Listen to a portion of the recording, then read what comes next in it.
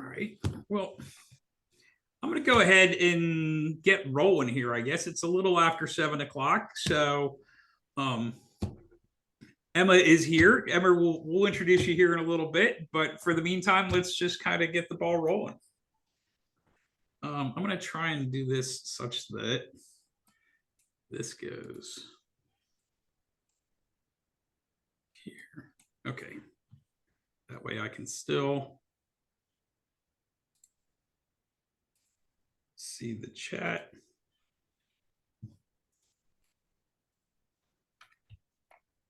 All right.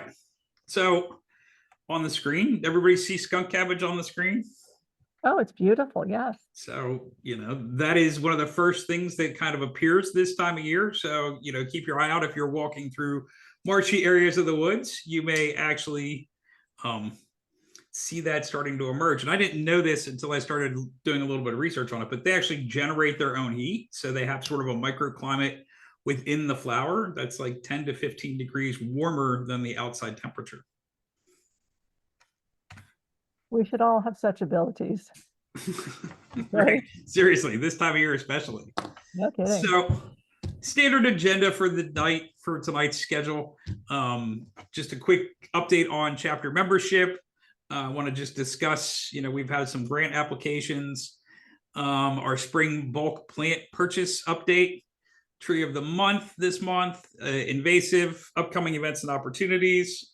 There's actually legislation alert that needs to go into there. Feature presentation will be by Emma, who, it can see on your screen. Wave hi to everybody, Emma. Hi, Emma. Nice to see you. And then we will have sort of an open discussion regarding upcoming events and next month's meeting. So not a whole lot in chapter membership update this year, or this month. We did have one additional member from Delaware County. We currently sit at 159 active members. And, the 20th of January was our 5th anniversary for the chapter. So while we had sort of fireworks JPEG last month, I did want to keep up the happy anniversary. So happy anniversary, 5 years for Wild Ones. Grants are still available. So Emma Riverbend just submitted a grant application to us, but there are grant applications available on our website. There are rolling deadline applications accepted and renewed as received. Applicants must be from non-profitable charitable organizations or government entities. We no longer have a homeowner grant program. We do not fund any purchase of seeds or plants that are treated with fungicides, insecticides, or which contain neonics or other systemic insecticidal compounds. No herbicides, insecticides, or pesticides used at the project site, whether for preparation or post-installation site maintenance. So there's a picture of Bondsville Park, which was one of our 2024 Wild Ones of SEPA grant recipients. Update on the spring 2025 bulk plant purchase. Plants are still available, but they're going fast, as Mark has just informed us. Plants are from North Creek. They can be purchased for only personal use. If you are purchasing plants as part of your volunteer activities or donating plants for a gardening project, but not for resale, this is okay. If you plan to resell plants or use them in your business, you have to contact North Creek itself for a business account. Orders are due by Monday, March 3rd. Payment is due by March 31st. And pickup will be in the Plymouth meeting area here, just off the Blue Route. Pricing, you'll get pricing once we have the order and everything's been lumped in terms of the tax. There is a 10% surcharge for non-members of Wild Ones. A reminder that we only accept full flat orders only. You are welcome to, work trades amongst your friends or other members in the group, but we can't sell you partial flats. So if you want to trade a half a flat with somebody else, feel free. There was plenty of that going on last year. Again, take a look at North Creek's website. I did send out a link to that in the emails. Make sure that the plants are scheduled for availability April 18th or later or earlier, and they should be able to be available. April 18th of 2025. There are some 2026 dates. on that, on their spreadsheet. Good to know, Susan. Thank you. Happens once in a while. Because I'm one that sort of ignores the last 4 digits of a date And sometimes. it's real discouraging when you see something available in April and it's April 26. Again, we recommend that we will only order native plants. That doesn't necessarily mean only straight species. There are a number of cultivars which we will order. And I think that everybody should have this multiple times in their email box, but if you don't, please reach out and we will go through everything sort of at the end of the month and tally everything up. So this was sort of Denise and Jesse at the pickup location last year. We had quite a successful sale. Susan, would you like to talk about the tree of the month? Okay, let's get my newsletter up here. Tree of the month. We're doing featuring keystone trees all this year. So this month, the keystone tree is the river birch. As the name suggests, it's native to swamps and stream banks, but I have one in my dry, rocky, shallow soil, and it's happy. So it's very adaptable, which is nice because not all of us have riverine habitat on our property. It's a fast growing tree, so if you get a decent specimen in a couple of years, you're going to have 20, 25 Susan, do feet you have images there? worth of tree. They're right there on the screen. I don't see them, so I'm okay. I'll look for it. Well, do you have Rick's screen in front of you? It says tree. I of the month. do. I have Rick. I Well, have. I don't know what to say. Play with your view a little bit because Okay. there's a slide. Okay. So it's often a multi-trunk tree, but you can train it to single if that's what you prefer. But one of the features of river birch, which you'll be losing if you have just one trunk, is that the bark, like paper birch, it peels in horizontal slabs. With river birch, the bark is not snow white the way it is with paper birches from New England. It's sort of pinkish, brownish, but it's really pretty and it's variegated. So it's a really nice look in the winter, which is the picture that you'll see if you have the slide. One of the reasons birches are keystone trees is they produce a ton of flowers. They do it in the spring, and then oddly, their seeds mature in summer, where most tree seeds, as you know, mature later in the year, in the fall. So in the middle of the summer, these seeds are available to birds, to seed eaters, and that's one of the values of this tree. So overall, it's a fast grower. It's not super long-lived, but it's not one of these quick ones either. Pretty drought tolerant, as I can attest from this summer, once it's established, and just an all-over really pretty tree. The leaves in the spring are that really nice, tender, sweet green. In the summer, they flutter in the wind. They're very light. In the fall, they can often turn yellow. So it's a tree that I can personally recommend, and it's pretty adaptable for residential conditions.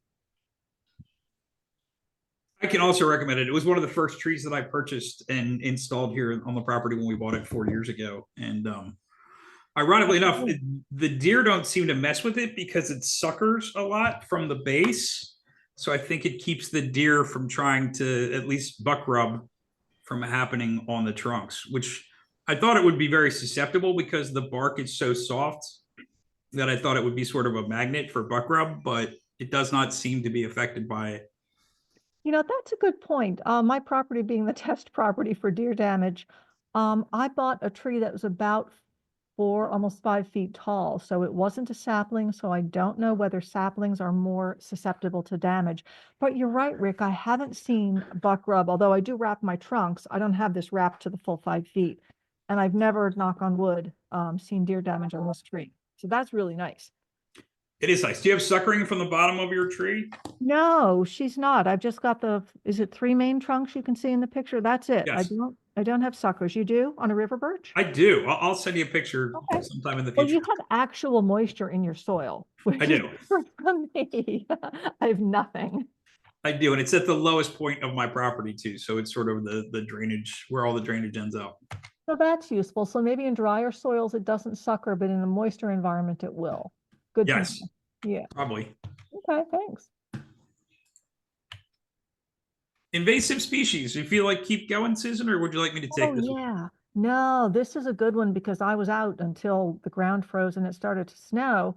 When everything else is brown, gray, and leafless, you can go out in your woods or at the edges of woods, is where you're going to see wineberry. And it's so easy to recognize this time of year because it is the only thing that's this bright red with these little prickles all over it. So wear heavy gloves, or your fingers are going to be sorry. But this is a great time to pull it as long as the ground is thawed. There's really not a lot of point in trying to yank it out when the ground is frozen because you're going to leave the root and it does root sprout.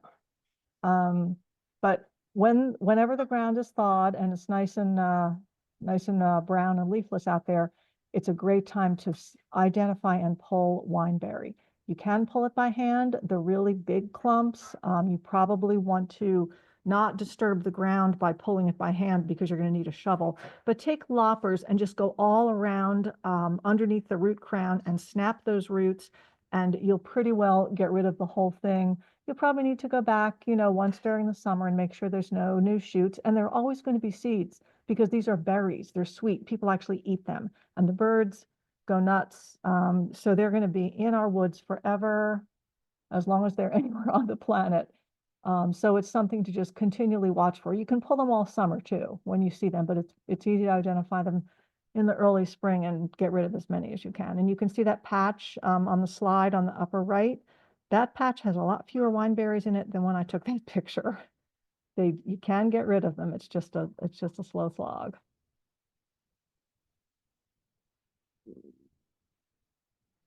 So that's all I had on wineberry. Rick, you may be muted, Rick. I did. I muted myself. Thank you. Thank you. I got it. So yeah. So as Susan said, definitely heavy leather gloves are in order when removing wineberry. I don't know if you've ever tasted the fruits. The fruits aren't particularly tasty, but that doesn't mean that birds don't find them attractive and spread them everywhere. I did notice that they don't tend to come. I've removed a couple here in my yard, and maybe one or two pop up year to year, but I do not see heavy reoccurrence of them. Really? Okay. Yeah. Oh, good for you. So, I would just say I actually find them extremely tasty. And Really? it may be something that wait for it to get tender to the touch. Kind of like blackberries sometimes, when they're a bit more sun ripened and squishier, their flavor can intensify or kind of like become richer, because when they're underripe, they are sour. I definitely agree with you on that. Okay. I second that. I think they're the most delicious berry I've ever tasted. Really? I guess I was Yeah. just eating them at the wrong time of year then. I eat them to keep them away from the birds. There you It is go. one of my ways to deter them from spreading. I love that. Can you make wine, Jesse? Have you tried that? I've never left a single berry that I've found, so no wine to be had, but I bet you it would make a delicious wine for sure. Try that. That'll be a goal. So, and then just, follow up, make sure that when you do clear an area, replanted areas are replanted with aggressive natives that thrive in woodlands. So pacaro, wood poppy, ostrich fern, and the like. So quick legislative update. There is a bill that's in front of the House right now, sponsored by a Chester County representative, called House Bill 426. Calls for state agencies to prioritize the use of native vegetation at Commonwealth facilities. Susan, do you want to talk some more about that? I don't know a lot about it. We got an email forwarded from Nate Regal, I think his name is, who presented something similar to us last fall when it was in the House, and it did not get through in the crush of last minute legislation. So it's been reintroduced this year. I think it's just pretty much what it says. It requires Commonwealth facilities to prioritize the use of native vegetations, but it doesn't require it. So it's a baby step. It is. More than we have now.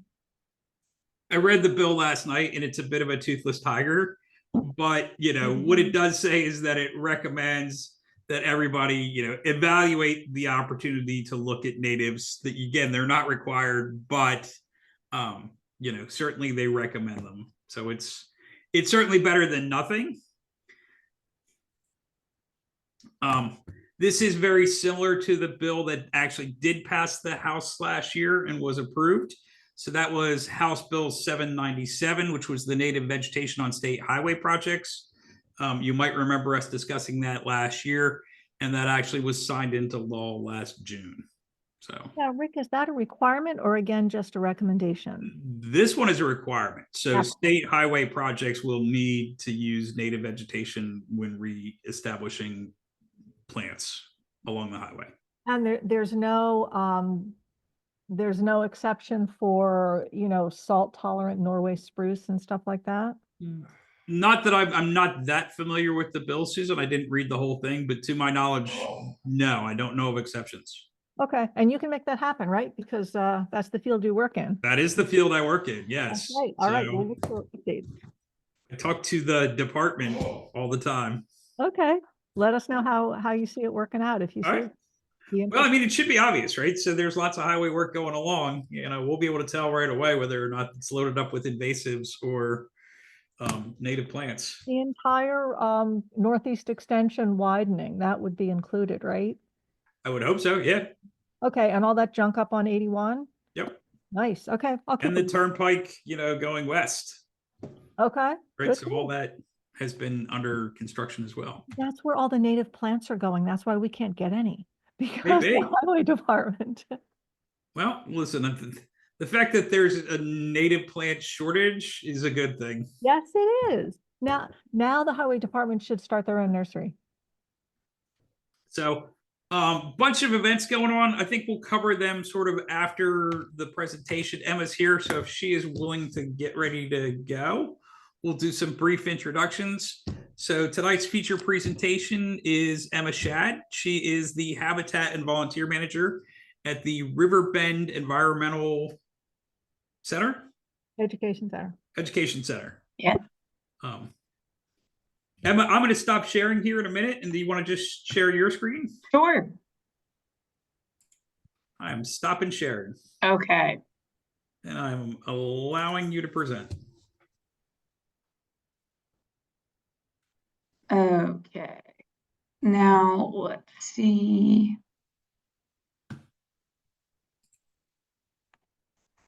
How is it looking on everyone's end? Looks good on my screen. Okay, wonderful. Well, thank you so much, Rick, for the introduction and for welcoming me in tonight. And thank you, Susan, so much as well for putting me in touch with being here. I got in touch with Susan via the annual grant program from actually the national wild ones, which then acquainted me with the fact that there are regional chapters, which brought me to Susan. And so I'm better acquainting myself with wild ones and with the work that you all do, and I hope to not be a stranger to the Southeastern chapter. I realize that I look like I'm in a bit of a fishbowl. I'm coming to you live from North Philadelphia tonight. I'm in a little conference room that's available to master's students at Temple University.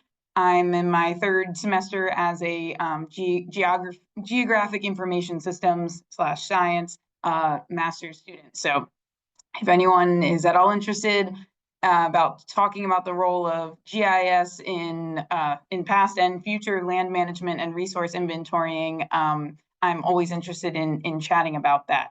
But tonight we are going to talk, about meadows.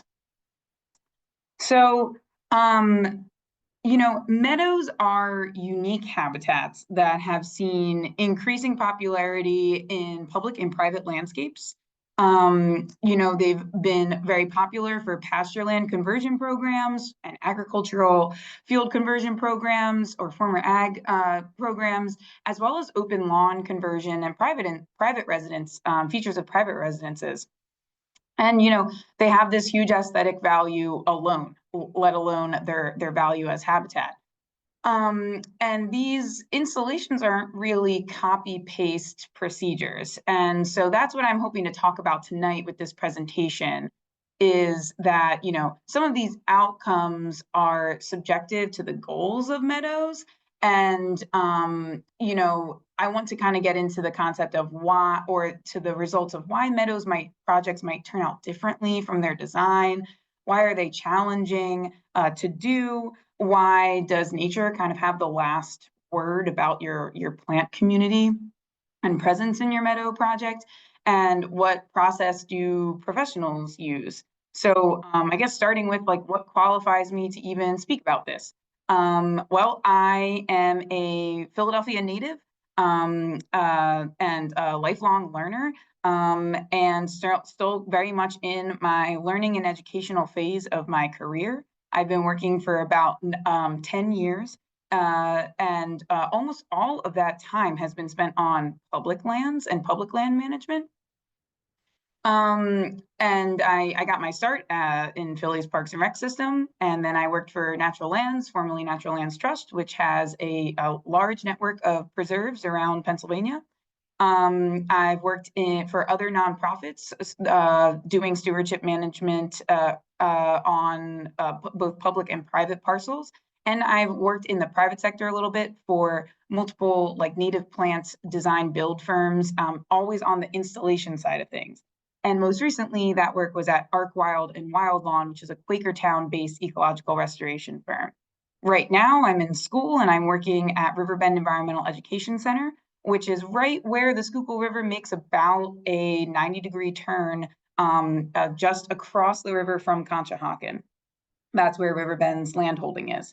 And I've largely looked at and been a part of efforts to reforest areas, to install meadows, to install gardens, to beautify public spaces, and also to see where the overlap between ecological restoration projects and sort of like infrastructure improvement projects overlap in the situation of urban parkland. So that's a bit of my background. But before, you know, we kind of delve into the project aspect of meadow installation, let's just get on the same page about what meadows are.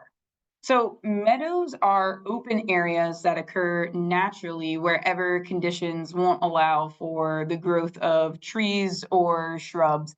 They can occur in conditions that are too wet, too dry, the soil's too thin, or they're too dark for most things to grow. So somewhere where there are pretty, you know, severe limiting factors to support woody plant growth, something like year-round moisture availability. An ecological definition of a meadow or a grassland might be just an area dominated by grasses or non-woody plant species.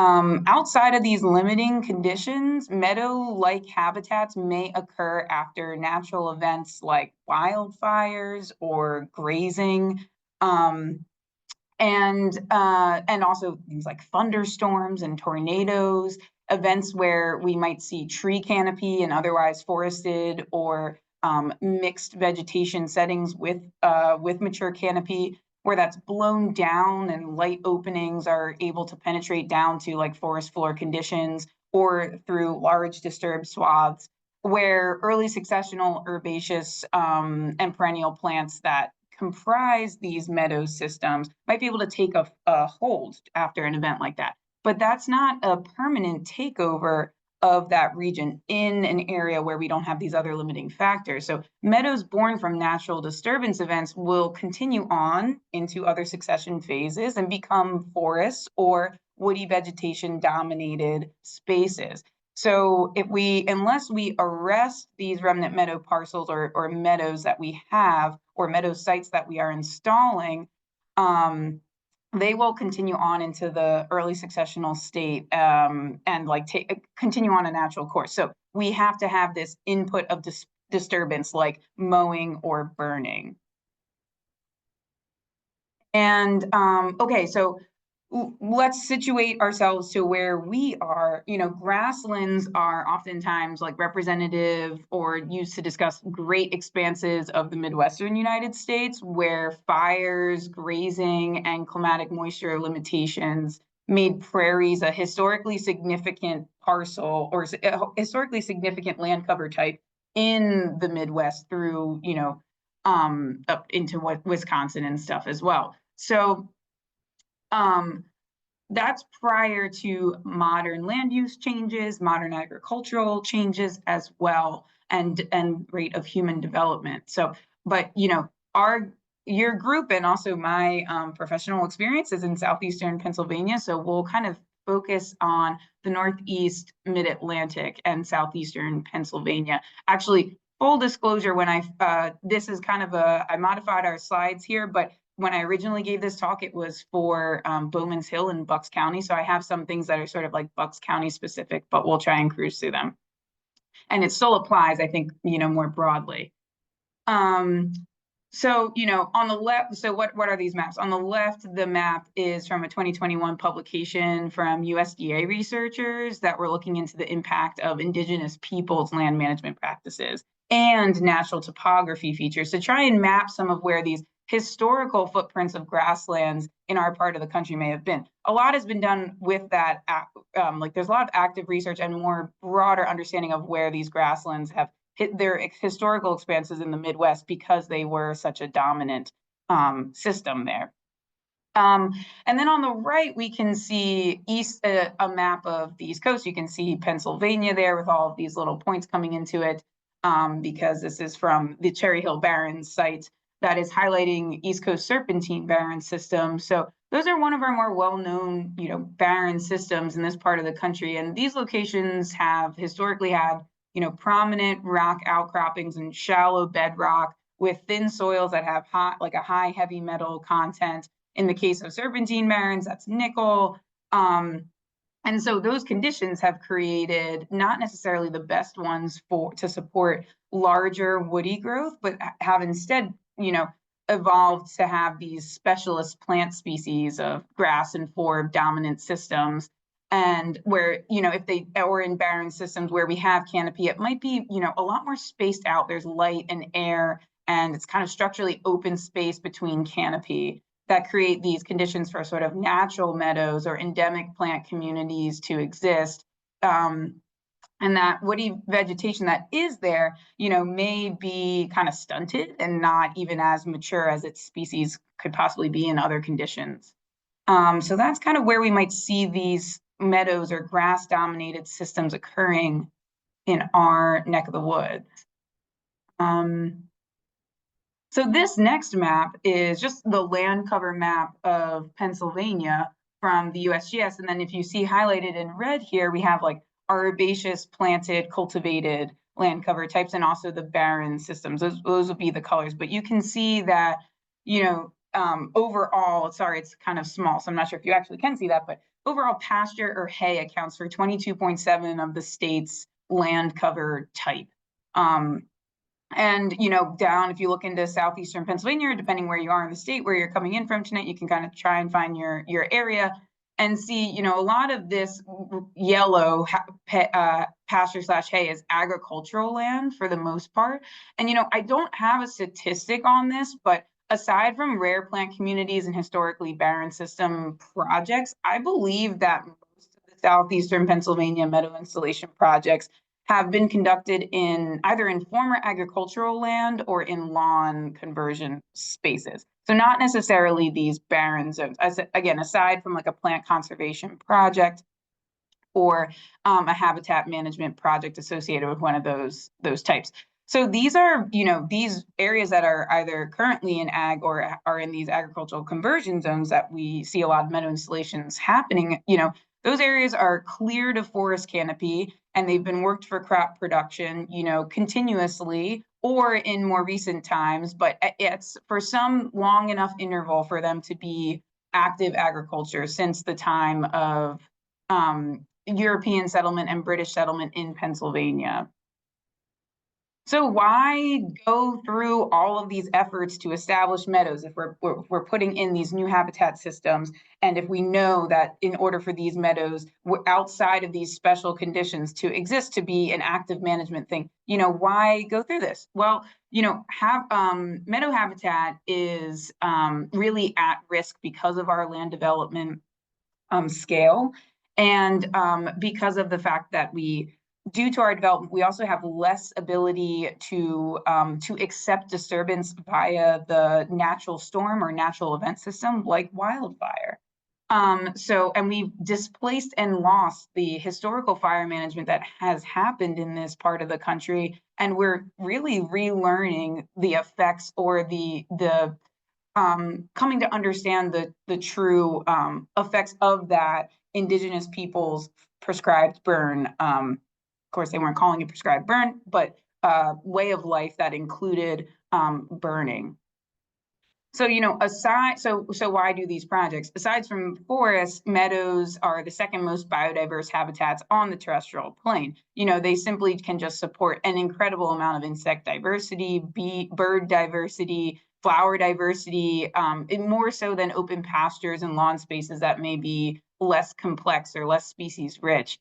And as we all know, and as Rick included in his talk at the beginning of the night too, insects and pollinators are hugely important. We rely on them for pollination. We rely on them for pest suppression. Plant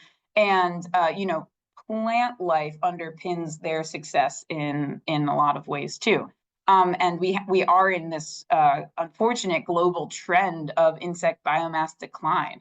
And it's really one of the most pressing issues of our time. So we need to take action to support local insect and pollinator life.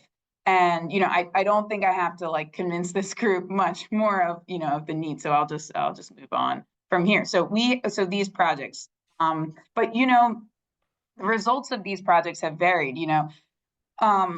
We introduce a meadow seed mix, and new plantings might immediately get overrun by weeds, or non-seeded plants emerge, and we're kind of scratching our heads what's going on here.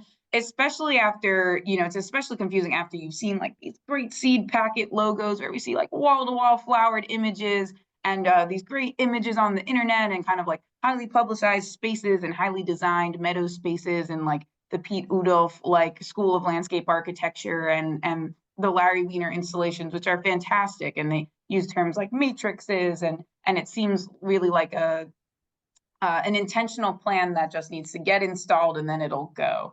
But we don't always see the publications about the failures or the ways that things didn't go to plan, or the fact that these are incredibly dynamic systems. They're alive, and so that you can't really predict all of the things. But as with anything in life, it's really helpful to look at why something maybe didn't do well, and that's where we can really learn about stuff and learn about best practices.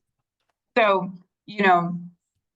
here are 4 huge lessons that I've learned from meadow implementation projects that I've been a part of.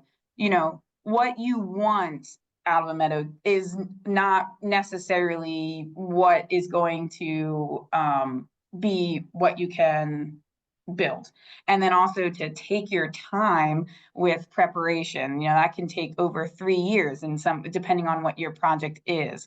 And you shouted out a Penn State Extension webinar, or that you in your upcoming events.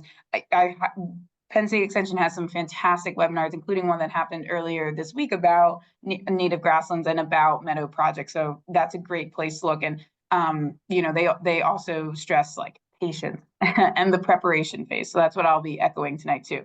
And then 3, choosing the right starter species and choosing the right plants. And thinking specifically, when at all possible, if you can source local genotypes and be using your local ecotype.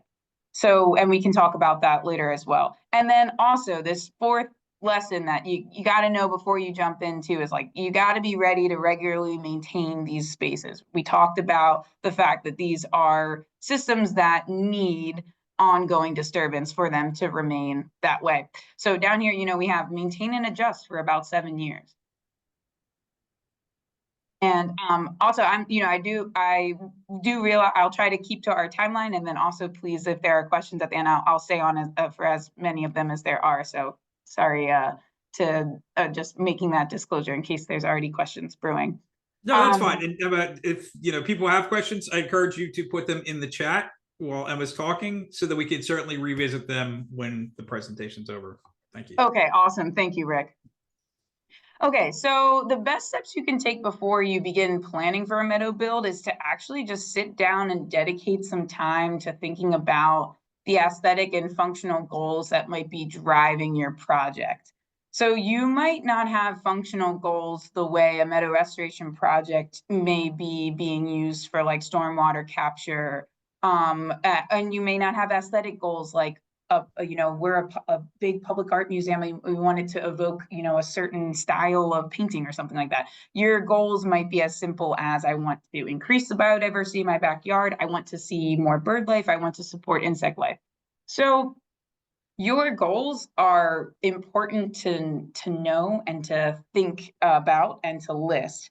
And also, I encourage if you're interested in this for your own space or your own yard or, a space that might touch another, like another neighbor or a sidewalk or things like that, it's a good idea to talk to those neighbors or friends and family or others that use and interact with the meadow or meadow adjacent space, just to like gain some insight into their own thoughts or hangups or limitations about or things that would be at odds with their way of life too.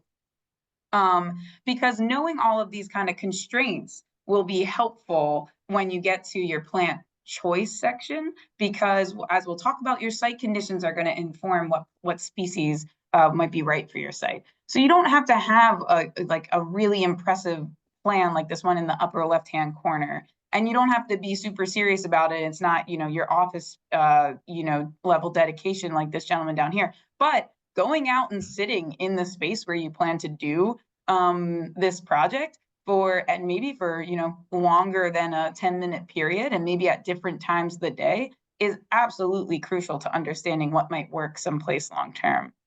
And you might need to enlist the help of others like a professional ecologist or, an ecological restoration contractor, of which there are more and more of them, or your local extension office and other places. And we can talk about resources at the end as well. But, after you kind of get a feel for what are my goals for this project, you can keep moving.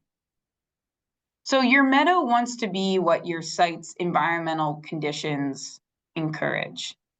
This is a beautiful open meadow that we can tell is like pretty dominated by a goldenrod species.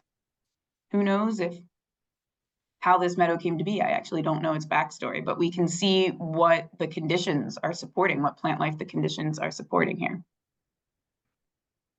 So let's get a little foundational concept of why plants might be in one place or the other. How do we begin to know what type of meadow our site supports?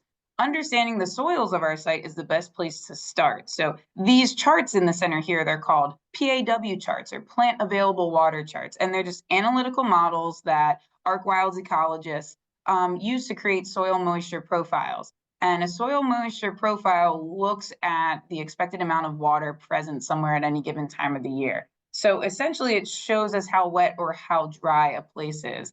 And moisture is one of the key components for, comprising sort of like a little ecological triangle about why a plant might be in one particular place or it's surviving in one particular place.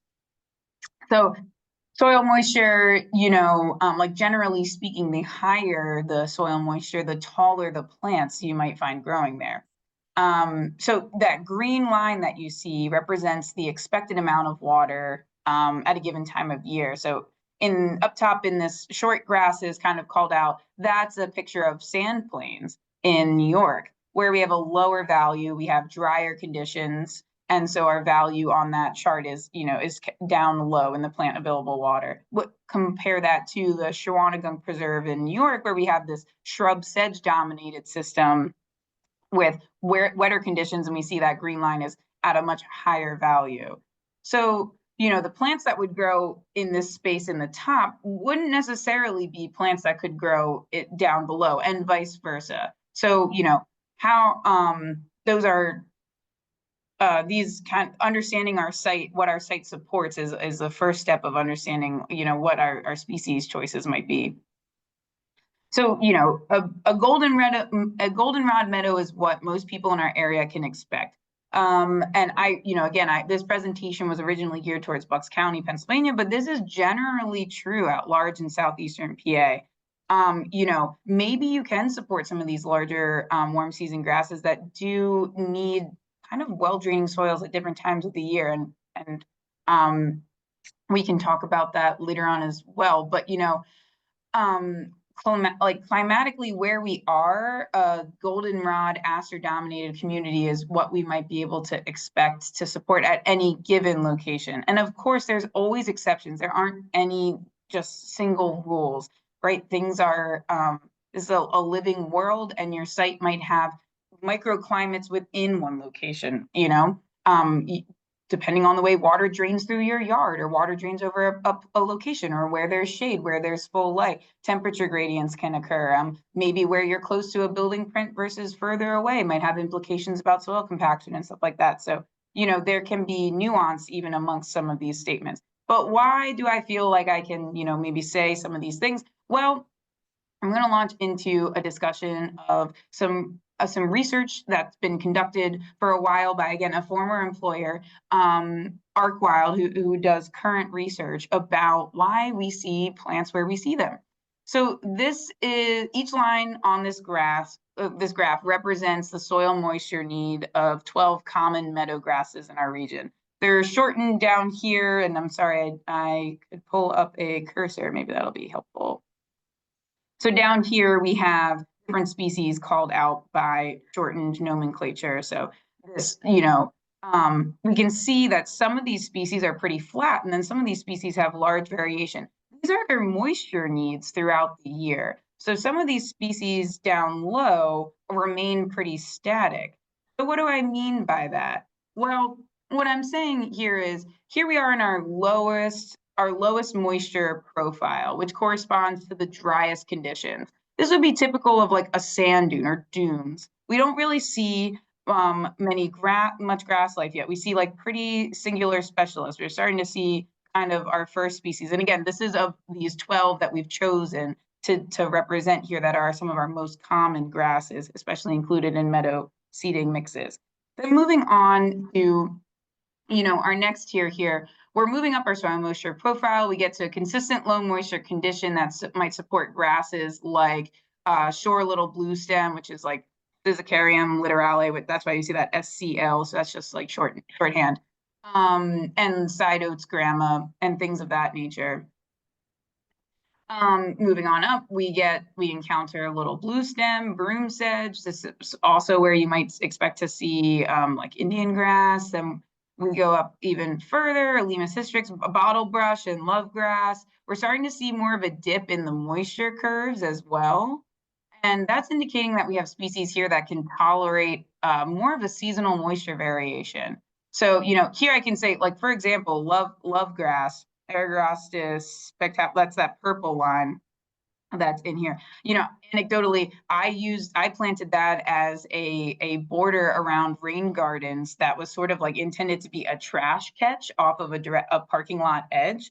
And, we planted those plugs into a pretty, bioengineered soils for rain gardens. So they had like a high aggregate composition. They were looking to be well draining, and right off of an asphalt parking lot edge. So a pretty unhospitable and quite warm location. And the purple lovegrass did well. I mean, I should say that we watered in its first year of establishment, but, so again, these things are general trends, not necessarily always, gospel. But the next profile here, we might see big blue stem. It's like this line that big blue stem represents is appearing in more and more of these profiles. So again, just highlighting that there is fluctuation within these species. Moving on up, we get to like nimblewill and woodland muley grass. And then we get to the top, the wettest of the grasses that we've mapped here, our comparison chart, and we get to like purple top, tridens flavus, and other pasture grasses. And then above that, we get to our goldenrod and asters community, and even further into our wettest conditions, we might start to see sedges and rushes. And then over here, highlighting here, this is also where shrubs and trees begin to be able to tolerate these conditions as well. So this is just, and then finally, again, highlighting for Southeastern Pennsylvania, but was made specifically for the Bucks County region, we are solidly in this area on average. And again, discounting the possibilities that one site might have other specific conditions. And let me get rid of this cursor, or other conditions present that might host other plant communities. So how do you go about understanding what your site might be able to host? Well, get out there and take notes. These are the 3 most important components of your site's ecological composition: the soil, the light, the water. You can Google and look up drainage tests in which you just, dig a small hole and put in a pre-measured amount of water, and then time the amount of time it takes for it to drain. You can go out and do a shovel or a Horry knife or oh my gosh, sorry, trowel, looking for the word, trowel test, and go and stick and plunge the tool head into the ground, right there where you met with resistance. Was it highly compacted? Was it easy to do? That might tell you a lot about the drainage potential there. And, where are the water sources on your property? Are they evenly distributed? Light is usually an easier one to figure out, because you'll know where it is in correspondence to a structure, or it's a canopy, or other shading elements. That's what we mean really by light, is how much light is there. So, after you've gone out and done some of this investigation, it's like, okay, let's revisit those goals that we listed about aesthetic and functional objectives, and then being realistic about what we can support, but versus what we really want. Are we okay with what we now understand to be the appropriate kind of meadow selection or species selections for our area? And this can be at one of those moments where it might be human centric, okay, the reality is we're going to get goldenrod and asters that come up, to chest height, but this is right off of a sidewalk edge. Or my neighbor said, as long as, things are below the hip or something, we can space share this area. I don't know, but those, it's really important I'm not sure where everyone lives in things, but, the HOA approval, or the approval, and also the education opportunity that these things present as well it should be a component of before you install. And, maybe you're working on a public project too. And so getting that feedback from people, it will be important. If a huge goal of the meadow is, flowering interest, then that will help you set your priorities. So, and I'm realizing that I'm kind of running short on time. So some of this we might cruise through, but, please just, if there are questions afterwards, so you can always send them to me. So, we're moving on to design. We've noted our site conditions, we've established our aesthetic and functional goals, and we now have these kind of meadow parameters. Now we can select species and complete the design. But, for Southeastern Pennsylvania, most meadows are going to be in the center kind of mesic type. We'll have a moderate amount of moisture consistently. Wet meadows will be possible here and there, and dry meadows are exceptionally rare. So site conditions will have the final say in what your final plant community that can be resilient there long term. Again, without altering the conditions to meet a desired plant species profile or community.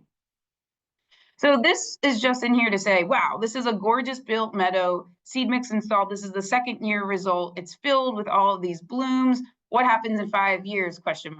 Well, that's the thing. This is the initial kind of eye candy capture of this. This is just the wrapping paper. This is just the first components of the seed mix, taking flight and going. But this is not necessarily what the final meadow composition will look like.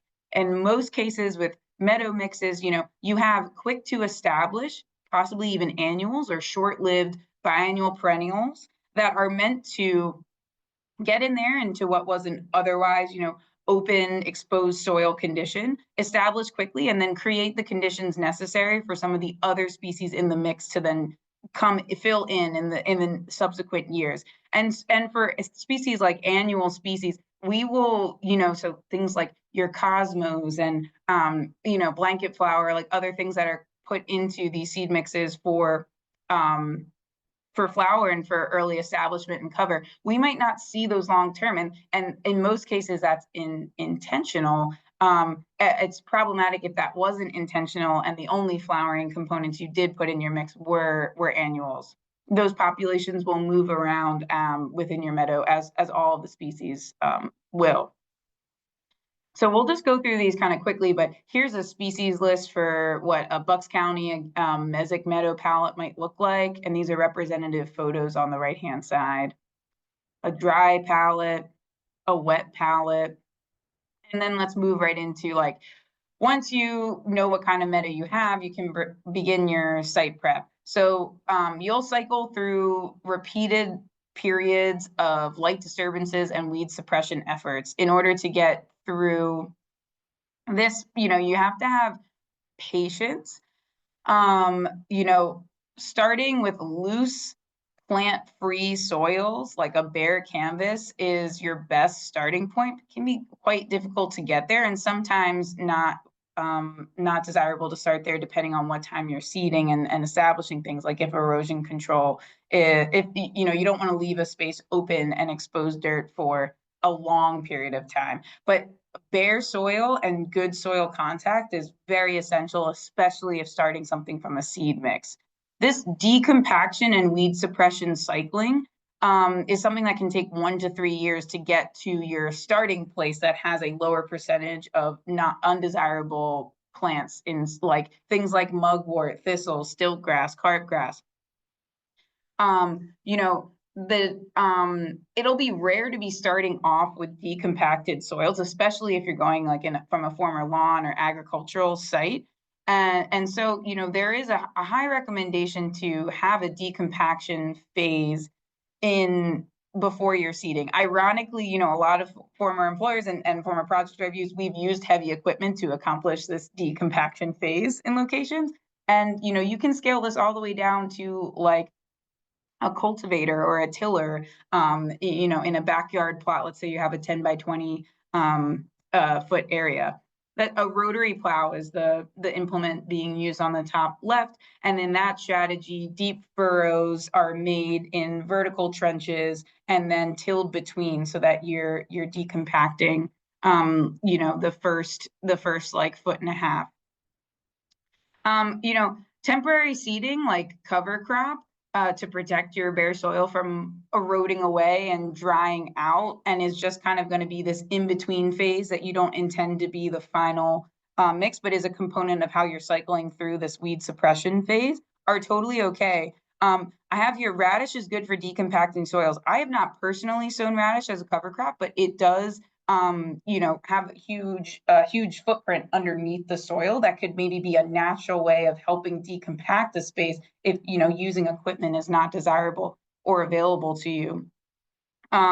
There's a note here, to be careful of like ryegrass and winter oats. That's just because, those are both annuals meant to be, cover crop solutions.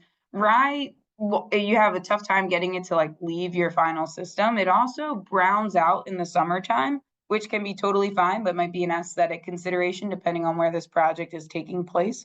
Winter oats, another good choice, depending on what time of year you're seeding, can be like a really voluminous final product that if you don't have easy access to like farm mowing equipment or like a flail mower or something that's going to thrash that material kind of further down, it could be really cumbersome to like dethatch your site or get it back to your planting state. And then depending on what time you're seeding and planting, erosion control may be necessary. So that things like jute matting or straw or something to stabilize the soil from just wind and rain creating silting offsite from the project area. So here's a traditional approach to building a meadow that's like, yeah, we can do it in 1 month. We'll mow it, we'll spray it with glyphosate, we'll wait a few weeks, we'll plant the seed mix, and then presto, we'll sit back and have a meadow and just buy this seed mix here. But right, is this gonna work for us? With a professional build, that period of time really like grows into these longer cycles. You can see down here this repeat repeat how many steps at a time, that's going to be dependent upon where your starting point, where you're okay to start with. And that might be because you've assessed that there are some, pretty rugged, non-desirable species in your location. And I'm realizing that I'm doing a really poor job with time. So I'm going to move a little bit quickly through these next couple of slides. So this might be a cycle of like a professional. We've given it 5 to 7 years to achieve this end state goal. So you're tilling your site, you're devegetating it in a way that could be a mow, that could be a burn down. You're going through these cycles of de-weeding and putting in cover crops until you either have none of your species of concern or you're in an okay state to work with your person power to continue to weed and keep free of insurgents. You're gonna maybe do like early successionals or like kind of your basic mix. You're gonna wait and watch and adjust your maintenance of it. And then you might introduce like some of the more complex elements of your mix or things that you can't get in seed or can't get in seed inexpensively. And maybe you're gonna do some plugs in certain locations. And then you're going to move into, mows of annual weeds and like just an annual maintenance cycle. So if 5 to 7 years seems excessively long, consider the fact that natural meadows took thousands of years to establish and mature, and often with help in our part of the country, again, by, the input of fire and human management. So is this really something we can accomplish like quite quickly with only a few weekends of work? So, herbicide alternatives, I'm sure there's going to be a lot of questions about that or different feelings about that. Some of our non-herbicide tools like solarization or sheet mulching of areas are absolutely viable things for like, not even just under an acre, but maybe under a 500 square foot area. Like you really can't keep black plastic down, nor would you maybe want to introduce that much black plastic into the system or that much like suppression down at like a huge scale. So that's why herbicide's a part of this conversation, because it is an extremely effective resetting tool. But here, these are some ways in which you could do that with some strategies without herbicides, where maybe instead of that end mix or that end species complexity that we want, we start with introducing like a really high density of kind of some mobbing natives that are going to do well in our plant conditions. So in this top right image, that's 2 different varieties of St. John's wort, or maybe you could use like and down below we have that purple top grass, but maybe you could use like willow species or dogwood species or like possum haw viburnum or witherrod viburnum or something in like in a wet area to displace other vegetation quite effectively. And then, hey, maybe that's like the end state that you want. You've already, reclaimed the area from introduced species that aren't supporting, our native insects or bird species. And then maybe you're going to take your time to kind of piece away that sort of monoculture you've put in and introduce more of the nuance and the diversity that makes, meadows such impactful spaces.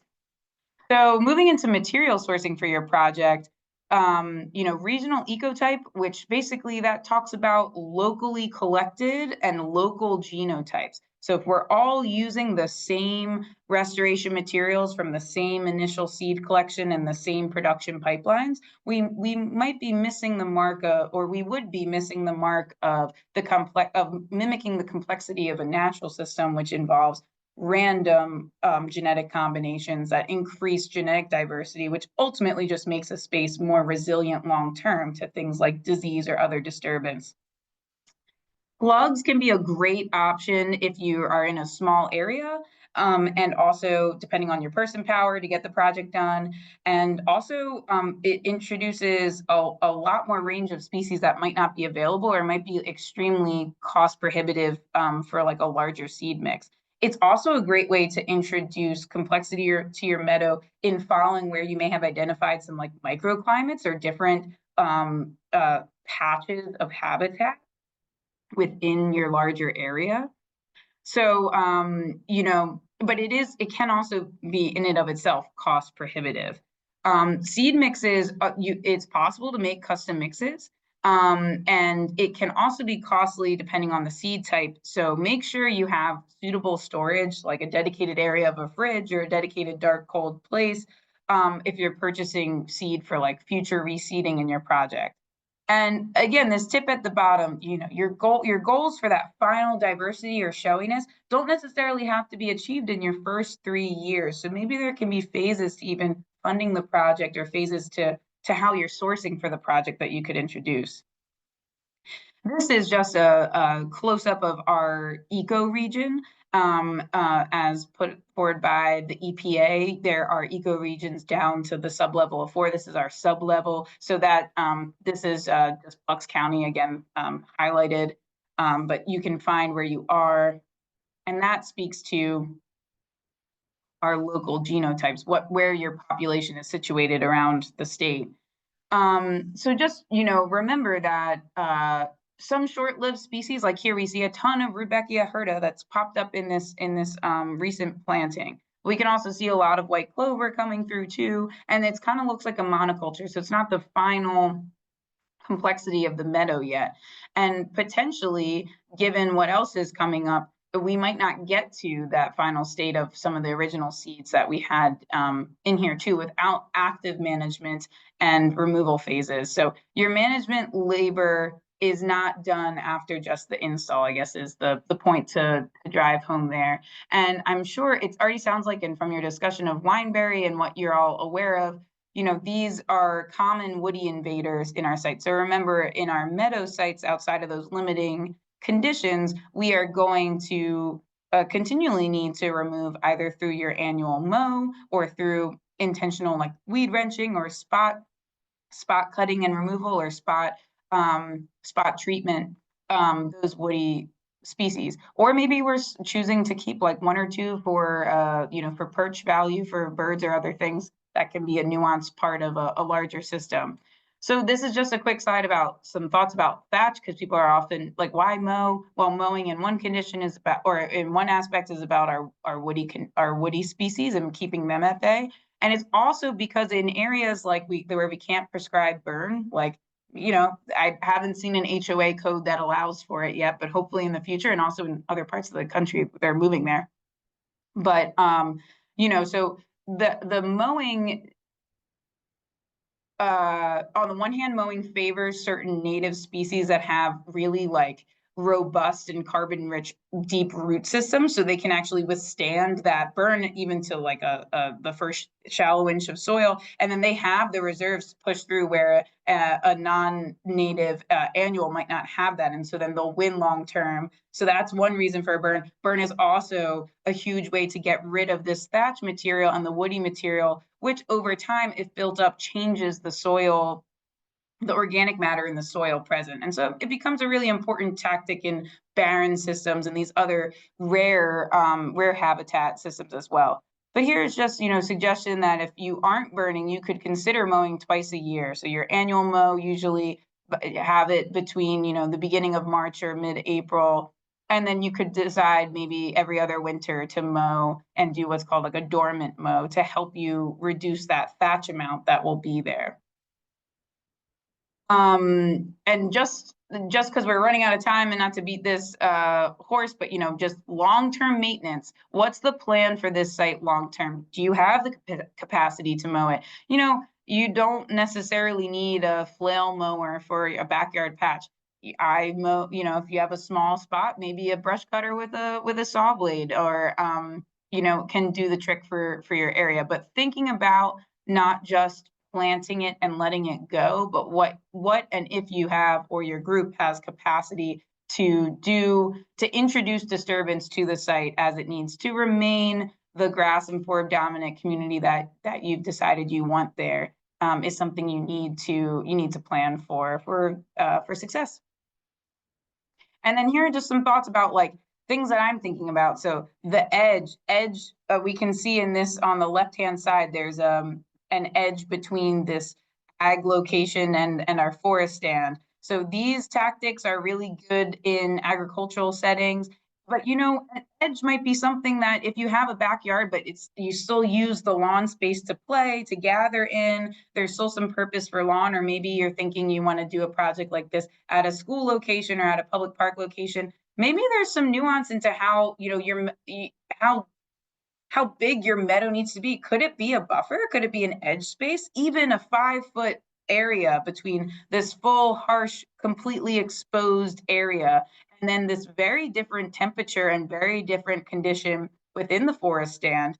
Even a 5-foot edge like this has huge, huge implications for as a source of forage, food, nectar, pollen, and life for a tremendous more amount of insects and bird species. So even edges are things to consider. And maybe in your own backyard, you could have a 3-foot buffer from a perimeter forest area, or an edge can be anything. It could be 5 feet to 50 feet. And then on the right-hand side here, this is an interesting area that continues to be a good space for meadow and pastureland and grassland and herbaceous dominated systems, and those projects is marrying the land use of solar panels, and here even agriculture, sheep graze, and reclaiming historical levels of grassland presence. And here's a great quote from Liza Keisler, who is a designer she runs her own native plant firm in Vermont, where she says, "Don't let the fear of not doing what's optimal get in the way of taking any action at all." So, I hope that this hasn't felt discouraging, but rather encouraging, and has maybe added to some nuance to how you view these projects or think about these projects moving forward. This is just a link page with the article where I pulled the historical fire maintained grasslands map, that USGS land cover map for Pennsylvania. There's a great 15-minute video that Natural Lands just put out talking about their Unionville serpentine barrens. That's a little bit more compelling and gives you more than I gave in our brief discussion of barren systems. The Xerxes Society has a fantastic free resource called Mid-Atlantic Native Meadows Installation Guide. It has awesome guidelines in there. I highly encourage that as a starting point. And then Penn State Extension that you've already discussed, there was a recent presentation called Restoring and Maintaining Native Grasslands that was awesome. Within it, their educator shouted out that there's a March walking tour of a 3/4 acre meadow site that they've done in State College. So if you're near State College, that sounds like a great thing to maybe check out. And then that eco region that we zoomed in on with Bucks County, you can find that as well. And you could just I encourage you to take a walk through a meadow or a meadow project and get thinking. And also, if you see anyone working in that area, ask them, hey, what are you doing and how often do you do what you're doing? Because I think something that doesn't often get telegraphed about meadows is how much human intervention is there, at least in our part of the country. And then just, I do apologize because I did not do a good job with my time management tonight. So, but here I'm running over, and this is my contact information. I am the volunteer and habitat manager at Riverbend. So if you're interested in volunteering, please reach out. If you're interested in just walking around and learning about the projects we have there, that's fantastic. That's my contact info. And I am there on Tuesdays, Wednesdays, and Thursdays from 8:30 to 3:30. And thank you all again for your attention and for having me tonight. I really appreciate the opportunity to be here. That was great, Emma. Thank you so much. No problem. Should I stop sharing? You've got your slides to get back to? I can start, I guess. Okay. Before I switch back there, do people have questions for Emma? I'm sure there's plenty of questions. I don't see anything in the chat. I had a comment that was like those edge areas that we talked are often the most degraded with invasives, right? So I was in Richmond on a hiking trail, sort of went along the edge, and it was nothing but, bittersweet, climbing the trees and taking over, kudzu, those types of things that, in the absence of aggressive natives, take over. Yeah, that's a great point. And truly, I'm sure you all are familiar with the concept of habitat loss, habitat destruction, and the fact that even a lot of our woodlands could maybe entirely be considered edge at this point, because having a true interior condition is they might be too small for that. So we have a lot of fragmented habitat. So some of these edge areas are really at-risk areas, but and so are going to involve more, there's going to be more initial input for sure starting that project, or just there's likely going to be a presence of things you need to monitor and remove and have like mechanical removal regime in mind before you go into those spaces. But those edge spaces are so active, and meadows are so active because they offer things that a forest condition might not, like maybe warmer temperatures. They're different climatically, they're different structurally. And that has a whole slew of implications for corresponding species that make use of them. So yeah, I'm not sure if I answered your question. I do apologize, Rick. It wasn't really a question, so it's just Okay. a comment. But there are a couple questions that are sort of reappearing in Okay. the chat. So there was a request to re-show the 3 slides that you showed, the mesic, wet, dry species. Oh, codes. yes. Yeah. And you still see my screen, right? I do. Okay, so if I go Still back, sharing. sorry, I'm just going to hide.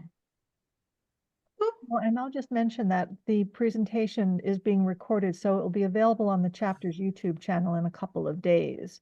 So folks can go back and view the slides for as long as you need to. Yep. So this was great information again, Emma. I'm going to ask you a little bit about self-promotion and to tell us more about Riverbend. Sure. And I'm so sorry. When I'm in this view, I just can't see your lovely face, Rick. But so if I look odd to anyone as I'm responding, I'm sorry, but I'm here and I'm with you. Yes.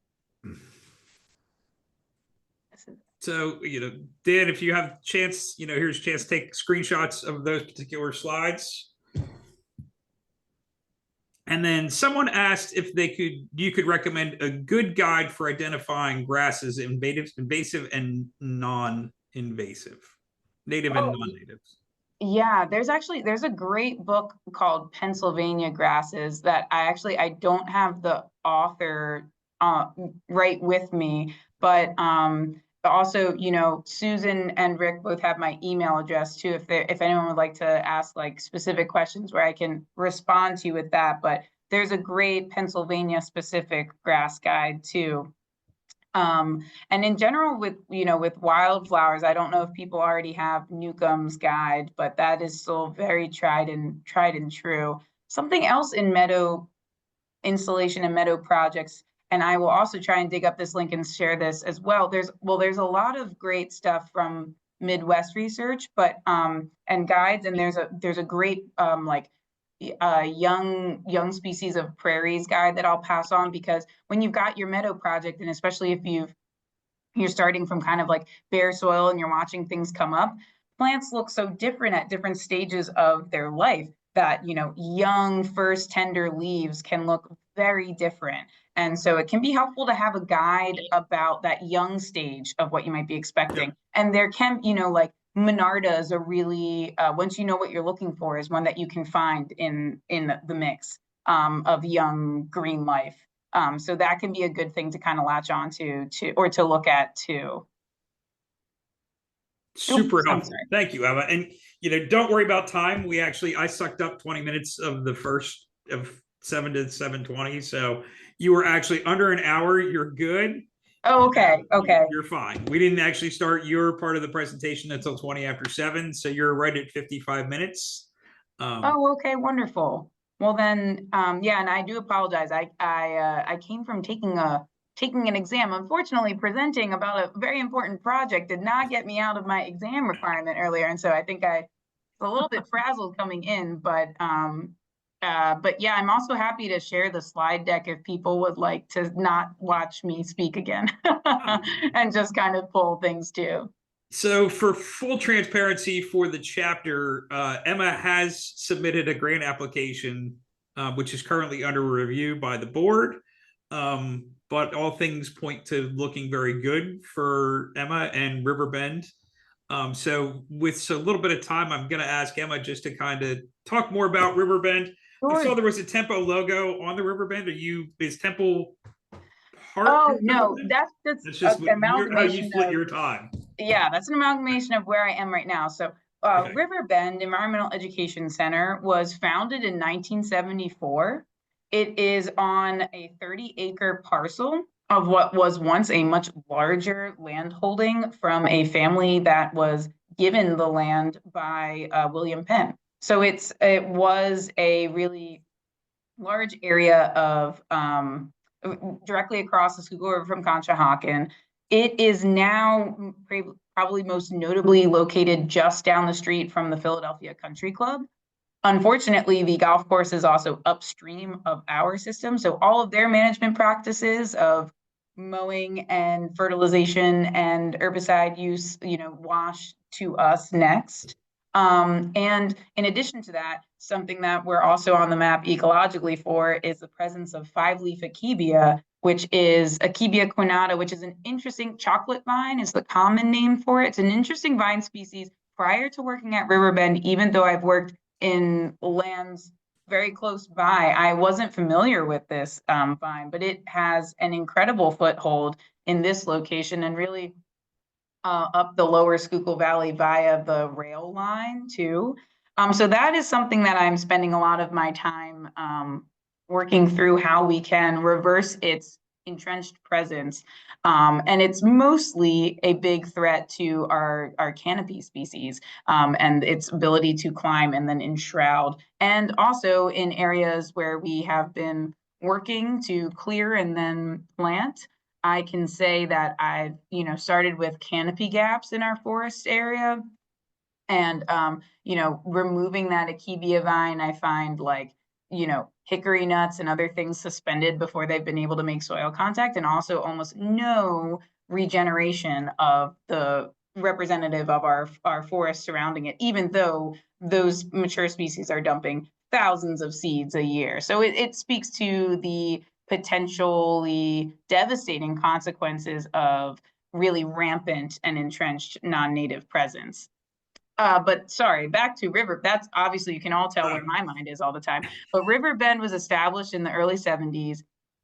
And our most notable feature is a large barn that's over 100 years old from the Sears and Roebuck catalog. There's also a farmhouse there that dates back to the late 1700s. And it is primarily a site of environmental education. Last year, our environmental educators taught 11,000 students, which is pretty unreal. Many of those student groups come to our preserve to have interactive lessons, and even more of them are taught by our educators out in their classrooms in Norristown, Upper Darby, Philadelphia, and the Lower Merion Township. Those are all school districts we partner with. And we have animal ambassadors like box turtles and cockroaches and milk snakes that find their way to classrooms as well. And we educate about the concept of a watershed. We educate about forest and meadow habitat. We educate about the natural world. And the curriculum varies from, intro to bird walking and watching and observation to intro to, nature journaling and the idea of forming the foundation of every scientific endeavor, which starts with observation. And, on up. And our education team would be a better representation of all that they do. We work with students as young as preschool. We have a budding naturalist program that works with preschoolers all the way up through high school. But I think our sweet spot is really like kindergarten through 5th grade. And from my side of things, I am a part-time employee. So my position is only 20 hours a week. And I work with school groups and corporate groups in the area that have a partnership with Riverbend and try to seek out more of them to come help me with the task of carrying out our land stewardship work, which looks like maintaining our trail system and some of our user infrastructure, and also removing invasive species and replanting or planting anew in certain areas. So I've been interested. I've been looking through like historical aerial imagery too to see what areas had been mown before and other things to understand why they're in certain states that they're in now. And as you might see if you read our grant application, we're a pretty nuanced site because we have both these areas of woodlands, we have some meadows are my next mission and will need a lot of support because they no longer look like the original seed mixes that they were seeded with in the like 2010s, 2012 period. So I'd be happy to talk to you about that there. But I digress. Oh yeah, we also have like playfield spaces. We have 3 ponds where we observe tadpole life, and we talk about the importance of like vernal pools and fresh water sources. So yeah, you can get plugged in by coming to our special events. We have things like bird walking. We have a bird dance, like bird walks. Barn dance, not a bird dance, although that'd be very cool.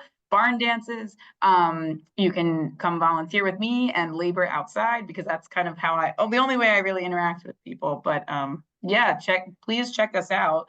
And I should also say that each year, last year was my first year, so I started there last February, but we work with a lot of young school students in our area. And I work with high school seniors every year to try and give them a nice introduction to the world of land stewardship and conservation work. And then we also apply for, and through a grant, have an opportunity for habitat management internships. So these internship positions are like 12 hours a week and they work with me. And so if you know any young people just over 18 that might be interested in 12-hour work week in the Gladwin area or have the ability to get there, I will be posting for that on our website, but please send me an email. So yeah. Perfect. Just one final question for me, and it looks like the area, I looked on it at Google Earth or Google Maps yesterday, and it looks like it could be at risk for development, right? Like you're surrounded by enormous houses that have lawns the size of city blocks. So yeah. What has been done to protect the preserve? Yeah, those are great questions. And actually, you hit on something that's really relevant to us right now because the parcel next to us, directly adjacent to us, which is almost entirely sloped, and even it's a 4-acre parcel. It's actually up for sale and at threat of development right now. This is kind of an existential crisis for us because their property, we have an easement to access the stream, and that is stream access is a huge component of our macroinvertebrate curriculum and also our summer camp. Access to it. So the threat of the current landowner not being the landowner there, and on top of that, it being developed, is something where we are currently seeking for local. Yes, the question about have we done any local land preservation efforts? We are speaking to our township. We are speaking to our county. We are speaking to the state. We are trying to gather funding for open space preservation through lots of different channels, but if people have specific ideas, please send them our way too. I can say more broadly in Lower Merriam, there is a township sustainability arm of the township that one objective of which is protecting open space. There are conservation easements happening locally at some of those properties, even adjacent to ours. 5-leaf akevia was certainly introduced as like a really showy, cool vine in someone's garden, probably 80 to 100 years ago. And that's not the only one. We have a lot of butterfly bush and other things that like all of our edges are at kind of direct threat from some of the landscaping choices of our neighbors too. And then certainly having the golf course like just above us is also it directly impacts us, but is also a huge swath of like open area of which they very, very actively manage, except for where you get to a certain portion of like the riparian corridor around Sawmill Run, which is the creek that comes at the bottom of our property and goes right into the Schuylkill. So yeah, there are conservation easements in our township, there are open space plans, there are public parks, and there are very large private properties. So, you know, something I'm very passionate about, and I have worked in that space professionally before, but you know, organizations such as yourselves, and certainly like the piece of the pie I see myself continuing to be in as I move forward, is like talking to people about choices we make in our own yards, and talking to people who, you know, no piece of property is not part of the solution. We're all, you know, property boundaries are just lines on maps and decisions humans have made. They're not really, you know, they're hard to rectify with the ecological potential an area could have. Well, thank you for your dedication. Thank you for your education. Thank you for your presentation. Thank you for your efforts. You know, hopefully you'll have a positive effect on your neighbors and they can convert some of that lawn into something more beneficial. And I should say, our neighbors are a huge part of our support system and are wonderful, including help, you know, sharing their water resources to, you know, we have 2 of our ponds were past Eagle Scout projects, so they're not actually fed from a natural source. So when we are in like drought conditions like we've been in, or in low precipitation moments in time, we do receive help from refilling from our neighbors. And certainly we you know, I shouldn't misrepresent like that being a part of the problem, I suppose is. Anyway, sorry for being recorded. So I'm yeah. No, you're good and diplomatic. So any final questions for Emma before I let her off the hook? Emma, I'd just like to thank you for the presentation. I'm so glad that our organizations are connected and know about each other, and we look forward to more cooperative efforts with you all. Oh, that would be fantastic. Yeah, thank you, Susan, and thank you for organizing. And everyone stay warm and stay safe if you're attending the Eagles Parade this Friday. What? That was great, Emma. We're gardening this Friday. Okay, good on you. We typically have about a half hour of BSing after the presentation, Oh, so you're okay. welcome to hang out and, you know, discuss native plants with us. But if you want to get home, since you're still at school, I certainly Yes. would understand Yeah. your long. Another time I would love that, but I think I will start my commute home. And yeah, thank you all for the opportunity. And Susan, I may forget things. I think now that you've interacted with me for a little bit of time, you can see how my mind works. So please don't feel any type of way by sending me a reminder email like, hey, on some of the things I promised. I'm going to reach out about the property next door to you too, because I might have some ideas. Conservation Oh. is actually what I do. So I'd like to chat with you further about that. So I'll be in touch. Awesome. Thank you. Well, have a good rest of the night. Thanks, Okay, Emma. too. Thank you again for everything. Sure. All right. Well, I'm going to go back to sharing my screen just so we can run through these educational opportunities. Your screen or your face, dude? My That would be your screen face. there. Let's do. Is Yeah. that what's up? Can you see events and educational opportunities? Yes, we can. Thank you. Okay. So as soon as next week, Matrix Design for Biodiverse Gardens, Ohio Pollinator Society, February 19th, Chickadee's Guide to Gardening, Penn State Extension, Bees Beyond Honey, Understanding the Roles of Native Solitary and Honeybee in Pollination and Biodiversity. February 20th also has Wildlife Habitats to Attract Backyard Birds. February 23rd, Maintaining and Creating Meadow Plant Communities at Bowman's Hill. February 26th, Elements of a Healthy Landscape. February 27th, Owls of PA. March 2nd, Name That Plant, Bird, Insect, Beginner's Guide to Using Nature's Apps at Bowman's Hill. Veronia at Mount Cuba. On March 5th, also on March 5th, Attracting Wildlife to Your Property from the Ohio Pollinator Society. Gardening for Watershed Conservation, March 6th and 13th.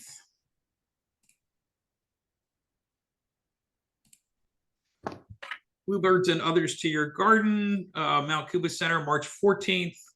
Homegrown Conservation at Mount Cuba, March 19th. March 21st, Beginners Native Perennial Garden. Oh, getting ahead of myself here.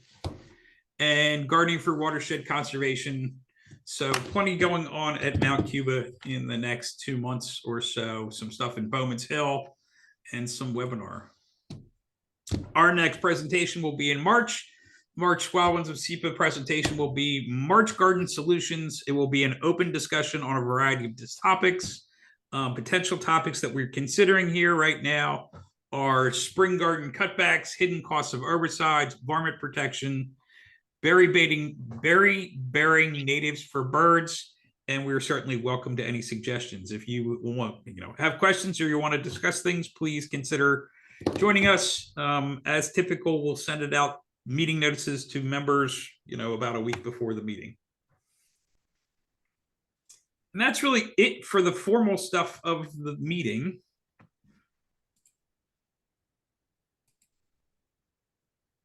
Does anybody have anything they want to add, discuss?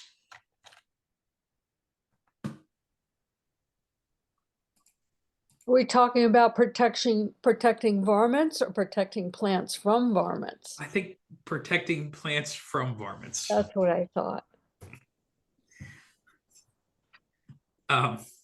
Something that I found kind of interesting, I was cruising for content the other day, and I found that there is a website that shows seed libraries. And that some of those seed libraries, especially in the area, I think this is Media, has a native seed library. Media Borough. Media Borough, the Media Oh. Public Library. Ah, there's, Do you think they just trade or do they sell? Do you know how that works? I think they just trade. I think it is, like the penny jar. Leave a penny, take a penny. Leave a seed, take a seed. What a great idea. Yeah, and I don't know if you can see the picture, but there's books, Ptolemy and Larry Wiener's book, and there's actual native books, and that one specifies like native seeds. And it looks like they used in the card catalog for holding the seeds, which is pretty cool. What a good idea for that. Old fashioned. Yeah. So I thought that was pretty awesome. I wonder who put it together. I don't know. I bet we could go to the website and find out. I think that seed library was the source of actually a court case, because there's, Pennsylvania regulations there used to be about selling seeds, and the seed library, of course, doesn't list the weight of the seed and the germination percentage and all that stuff Mm. that commercial seeds have to do. And I think the Department of Ag actually sued them. And the Pennsylvania court that heard it carved out an exception to the law for. Good. They're not selling anything. That's ridiculous. I know, well, the Department of Ag does not distinguish between selling and giving away seeds, the law. And so the court carved out an exception and said seed libraries are an exception to the Department of Ag requirements, and they don't have to do all that annoying stuff. Wow. Meaner, and I'm good. not sure if it was actually this seed library, but a seed library in Pennsylvania was the source of that exception, which I thought was pretty awesome. Yeah, I think that is too. And considering I'm not doing any winter sowing, I might just drop some stuff off at the library. And you might pick up a few. Yeah, exactly. Right.